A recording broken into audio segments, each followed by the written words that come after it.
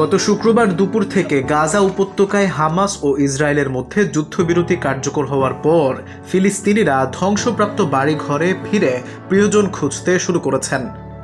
ধ্বংসস্তূপ সরিয়ে উদ্ধারকারীরা শত শত মরদেহ বের করছেন।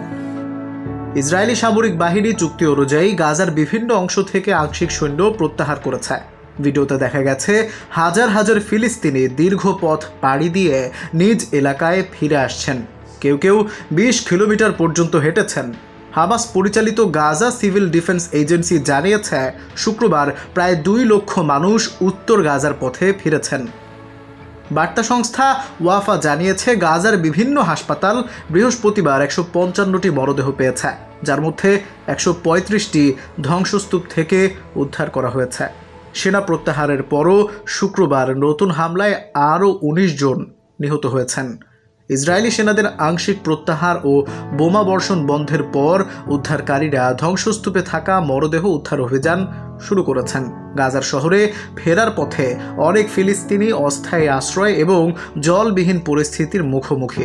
হামাস জানিয়েছে গাজার শাসন পুরোপুরি ফিলিস্তিনিদের দখলেই থাকবে।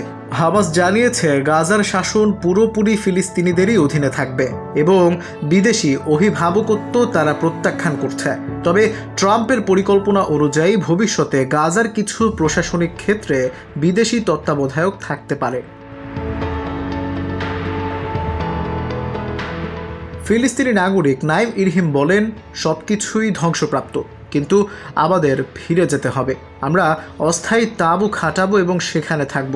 এক ফিলিস্তিনি মহিলা আয়েশা শামাখ বলেন, আমরা আমাদের ধ্বংসপ্রাপ্ত বাড়ি দেখতে চাই।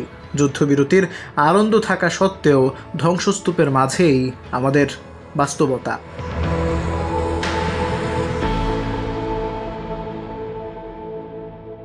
আল মাহমুদ, চ্যানেল 18।